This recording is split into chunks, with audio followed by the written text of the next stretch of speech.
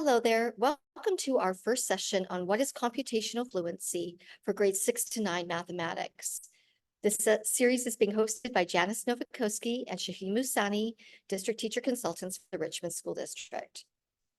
As we think about what is computational fluency, we draw upon the most widely used definition of computational fluency from the National Council of Teachers of Mathematics and their principles and standards document from the year 2000. Computational fluency is having efficient and accurate methods for computing. So that's using numbers and operating on them through addition, subtraction, multiplication, and division. Fluency is demonstrated by having flexibility in our methods. So looking at the numbers for the particular context that we're looking at and thinking about, oh, what strategy or approach or method makes the most sense for these numbers that I'm going to be operating with. So that flexibility in thinking and applying our understanding of our number system, about the operations, and having that number sense or idea of number relationships to apply to our understanding of computation and being fluent and flexible with both numbers and computation. So where might we see connections to computational fluency in our curriculum? It's explicitly identified as big ideas in mathematics curriculum that is grade specific. It's one of the 5 big ideas listed. The first is on number concepts and number sense, then computational fluency that involves work with operations. If you click on the elaboration, it explains that computational fluency develops from a strong sense of number, and it offers some suggestions of essential questions or inquiry that could guide planning. Often you'll also see the ideas or topics where there could be opportunities to grow computational fluency. For example, the grade 4 and 5 curriculum looked at extending computational fluency to operations with large numbers. And then in grades 6 and 7, we start to see that it develops into operations with whole numbers and operations with integers and decimals.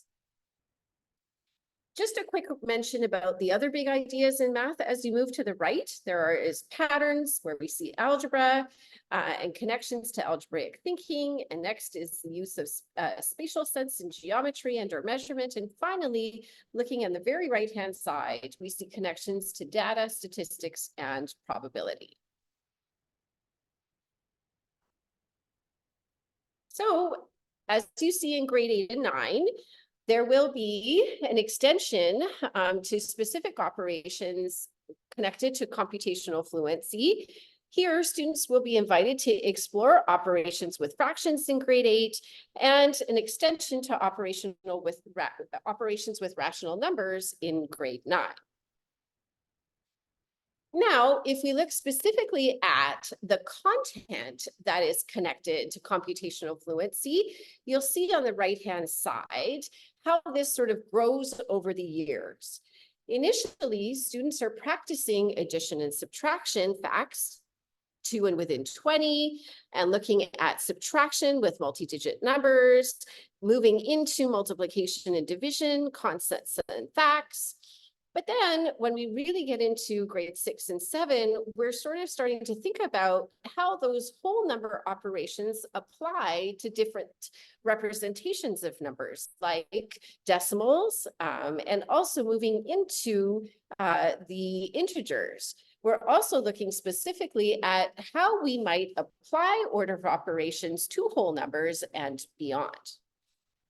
Right? And so then when we get into grade 8 and 9, you can see that as we engage with operations with fractions and rational numbers, it's important that we spend time building computational fluency when diving into these topics because they connect to other content areas, such as measurement with surface area and volume, and when we're exploring the Pythagorean theorem. In addition to that, when we're working with polynomials and algebra, we'll start to see that when combining like terms and moving forward with distributive property, we'll be working more so with computational fluency. There are a number of curricular competencies that we generally invite students to practice as they're learning content when we are growing computational fluency skills. First, we really want them to be able to use reasoning to explore and make connections in math. But we always invite them to really think about context and how to come up with a reasonable answer. And the way we do that is by teaching them estimation strategies. We then also invite them to demonstrate and apply some of those math facts that they know, so mental math strategies, while also visualizing key concepts and when they explore math.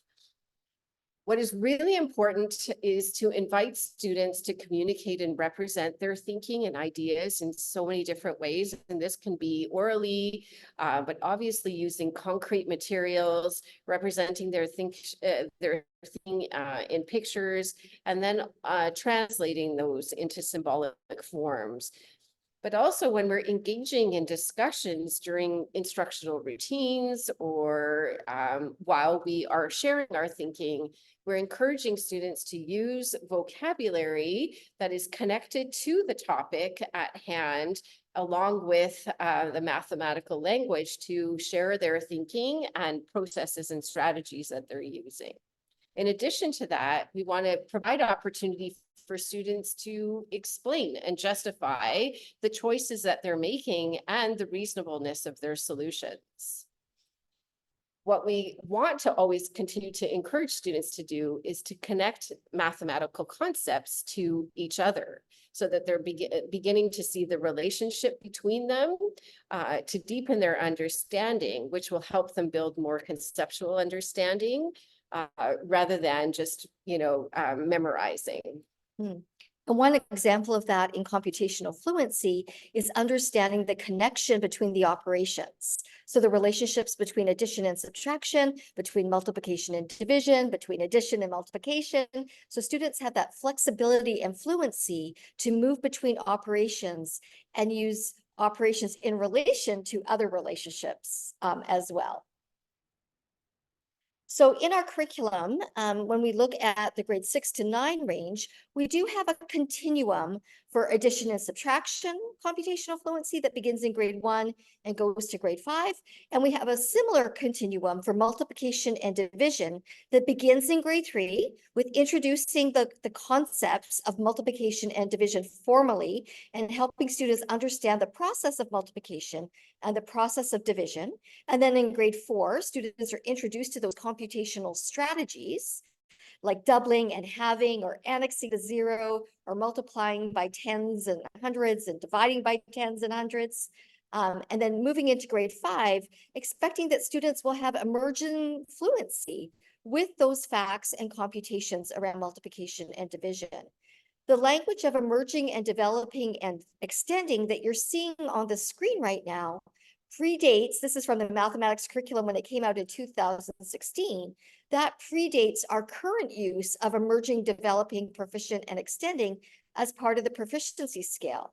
And this really shows how that fluency is being developed over the grades, but it means different things. So emerging is that, again, that beginning level of fluency. So students might have recall and understanding of the 2 times facts and the 5 times facts and the 10 times facts and the relationships between those.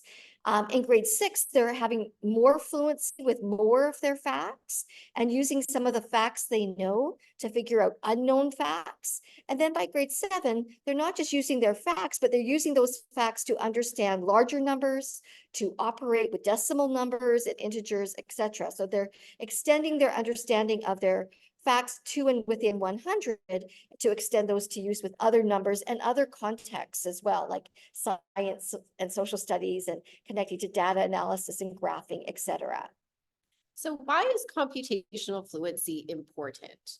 As learners develop computational fluency and they're becoming more independent as thinkers and doers of math, they start to develop mathematical habits of the mind, like perseverance, and they begin to solve everyday problems in classrooms and beyond.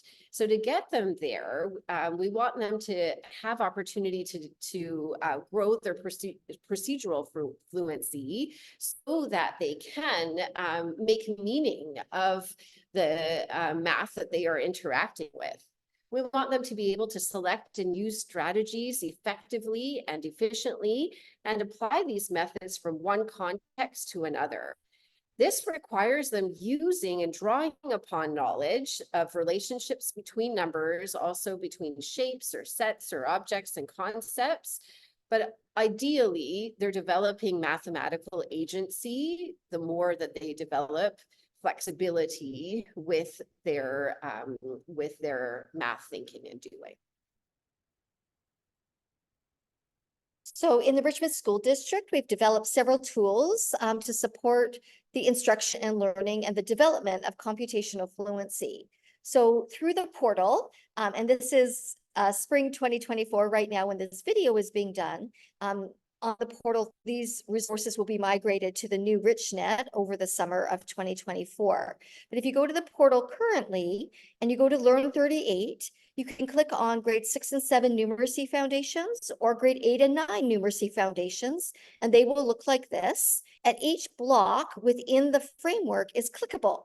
So if you clicked on the tiles or the blocks that say computational fluency, you will get these PDFs, and they're a 2-page PDF, and they're sort of consistent across kindergarten through grade 9. So it tells you what computational fluency is for that particular grade level span, the key concepts that are involved at that grade level, and some ideas to think about when planning and designing learning experiences, lessons, units of study. There's also a link to an example of a week plan connected to computational fluency. And then there's also instructional strategies that are relevant and important for developing computational fluency, such as doing number talks, some of those high yield routines that are really important, math games, etc.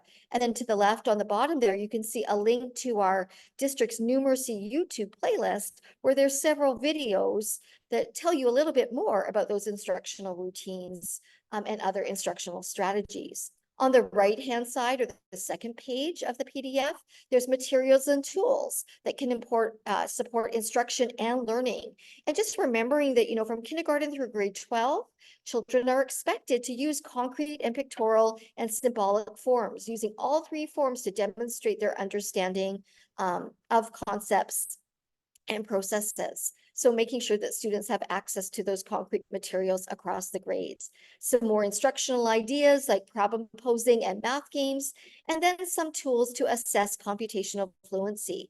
Currently, there's indicators of proficiency, some computational fluency assessment questions, and a grade 7 numeracy foundations assessment document.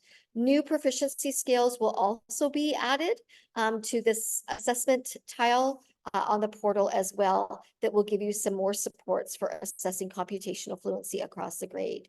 Similarly, for grade 8 and 9, it looks specifically at what computational fluency looks like, so focusing on operations with fractions as well as with rational numbers.